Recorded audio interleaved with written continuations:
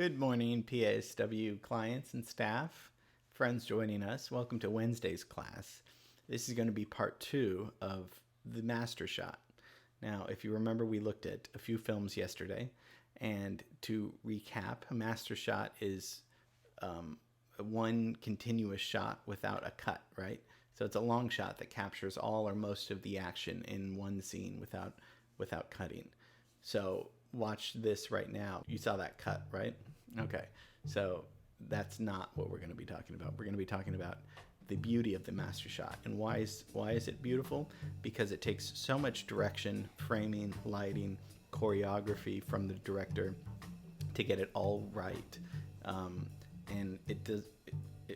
You don't need coverage and extra matching things. And again, when I say this, of course, coverage is important sometimes, but it can be. But I think the Master Shot can be used very effectively and can save a lot of money and a lot of time, because once you get your Master Shot, you're done. You can't edit. There's nothing to edit really, because everything is in one seamless sequence. So yesterday we looked at the brilliant Orson Welles' Touch of Evil in 1958, and we saw that scene of the car being followed and the ticking of the bomb, and how he used the big crane to film that all right over in Venice, LA. So that was exciting. And that was an action sequence, a Master Shot using action. And then we went to the Copacabana with Martin Scorsese's Goodfellas from 1990, and we followed the two characters through the restaurant, through the back, and that made us feel a part of the action, part of the scene of being at the Copa. And now we're going to go on to 3 other movies that I think that are very important, and we're going to see how, again, this isn't something that's easy. The average viewer wouldn't really notice it, but it takes so much preparation and time to get this thing right. And I just think there's something elegant and beautiful about it. So, okay. So let's go to Robert Altman's The Player, 1992. The whole movie is brilliant. It's a satire, and it's self-reflexive, because you'll see in this opening shot that they're talking about, and they even mention Orson Welles' Touch of Evil. So that's the self-reflexive part. They're talking about something that they're actually doing in the moment. So this scene, it's 8 minutes long without one cut. So they had to, and I guess I was reading, but the area of the studio where the lot is, they had to repave it so the camera dolly could move smoothly. And this was shot at the studios over on Las Palmas Street, which is still there.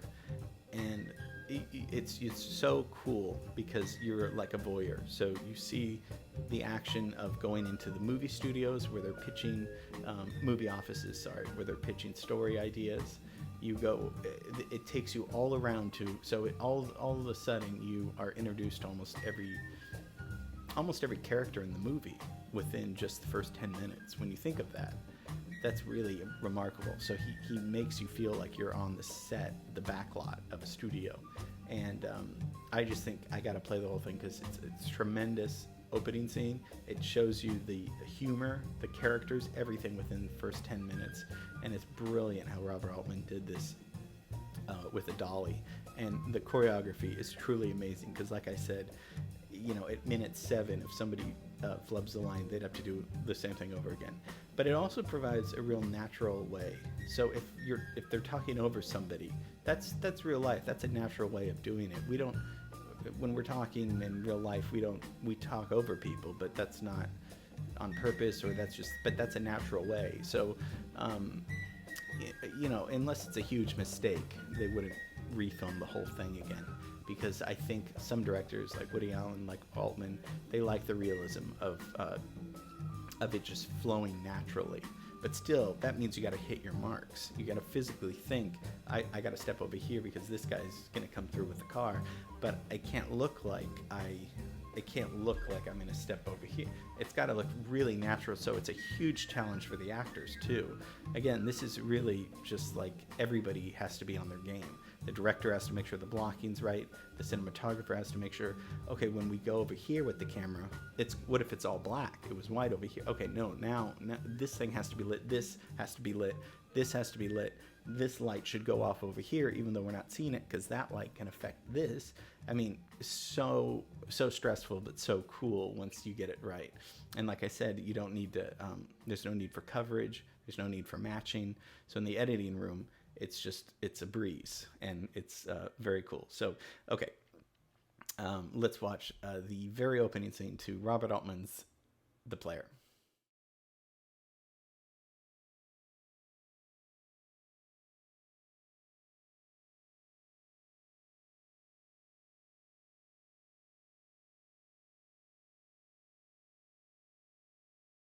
So do you also see how funny the dialogue is? It's completely a realistic, self-reflexive view on and satirical view on Hollywood.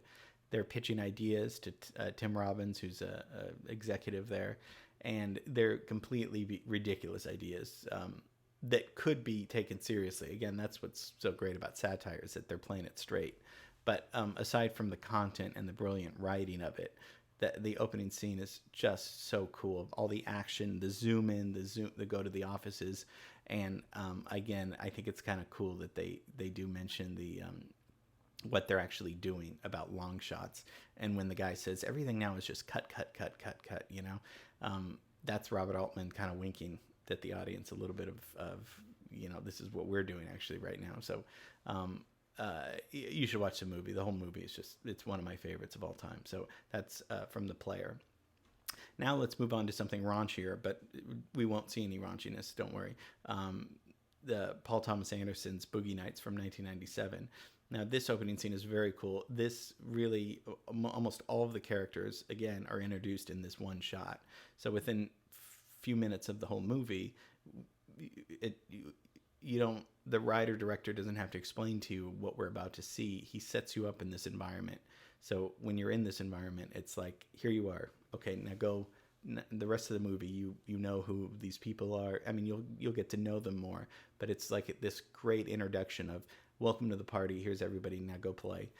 That's kind of how I think of it sometimes. So now I think there's a moment when I think they lift the camera and they hand it off to somebody. I've talked about this with Danny, the cinematographer. We've talked about it.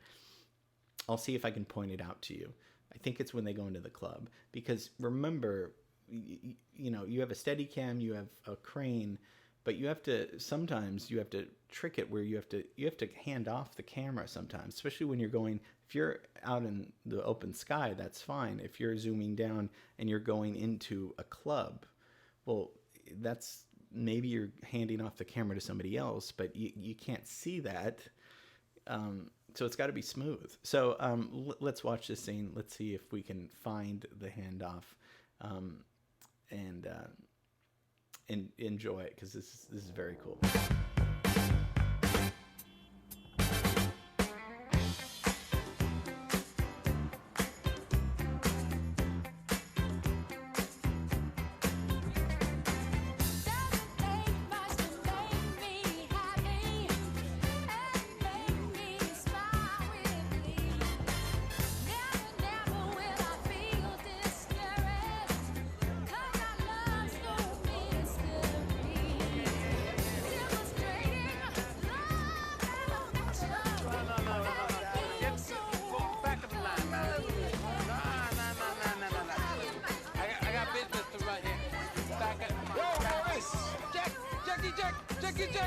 Jack, how you doing? Oh, I miss lovely Amber Wade.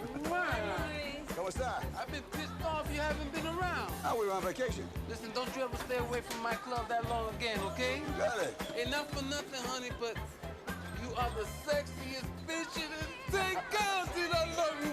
Mwah. Such a charmer. Okay, listen, I got your booth set up over there, some plans. I'm gonna send them right over. Listen, Jack, I'm ready, I'm available. You put me in a movie, okay? We're talking box office. Box office, Jack. GG. GG, listen, Jack and Amber's table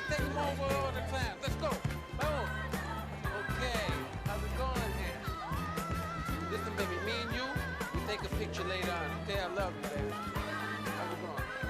Hey, hey, hey, hey! Yeah! Okay. Where were you before, man? Where were you? Seriously. Okay, I was here. Seriously, man. I love you back. I love you back. Hey, Maurice, hey, cowboy. That's a cowboy? Cowboy. Oh, that's you like it? It's nice, right? Yeah. You like it? I love okay. it, man. I love it. Okay. All right. Cool. Real cool. Compliments of Maurice. Oh, thank you. Can I get a margarita, please? 7 Up. Hi, roller girl. Hi. Did you call that girl today? I forgot. If you don't do it tomorrow, it'll be the weekend. You'll never be able to see her. Okay.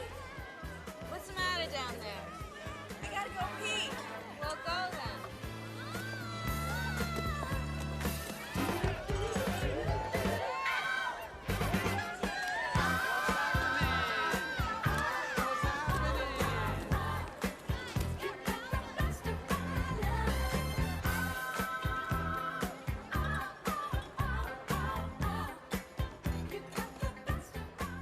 So that's truly beautiful filmmaking right there. And the last one we're going to look at is Woody Allen's Stardust Memories. Now, this is a scene where no action is taking place, but a lot can be felt in the sense of this is a very Woody Allen, like we talked about, this isn't a grand shot, and usually directors would use grand shots for master shots. Now, Woody uses master shots for personal scenes. So this scene we're going to look at doesn't do anything, and the camera stays there. But the lighting, the framing of it, the conversation of what's going on, it makes you listen to the dialogue actually more and to the character more. This character misses his girlfriend. He's at this film festival where he's miserable because he's being honored and he doesn't want to be honored. He thinks it's all fake. This is just a very cool visual scene, but also with master shots, it also, and in particular with Woody Allen, it also makes you focus on the dialogue more because you're not distracted with the movement of the camera. So it serves many purposes.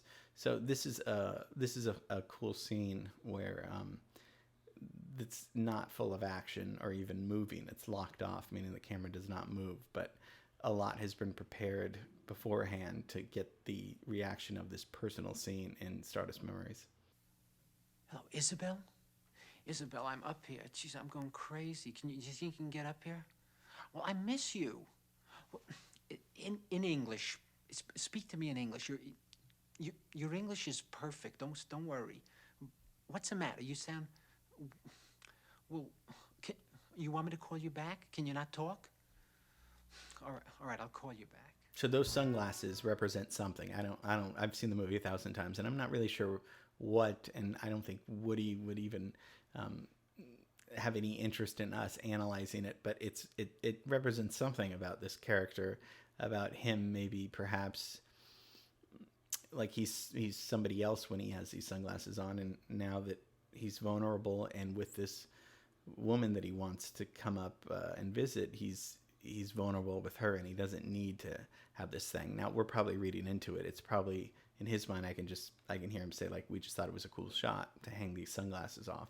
So whether we, analyze it or not, it's still very cool, and you notice that the camera's not moving at all, and it's not any time bomb or huge club or something like that, which is cool. But, I mean, I'm just saying this is another way of a director utilizing the master shot. So hope you enjoyed these two classes about the film history, film technique, and we'll do more next week. But tomorrow I'm thinking an LA class. So what do you think about that? Maybe I'm thinking we might need to get back to the city that we love. So I've said it all about these last few classes. So hope you enjoyed that. Love you guys. Miss you guys. See you tomorrow.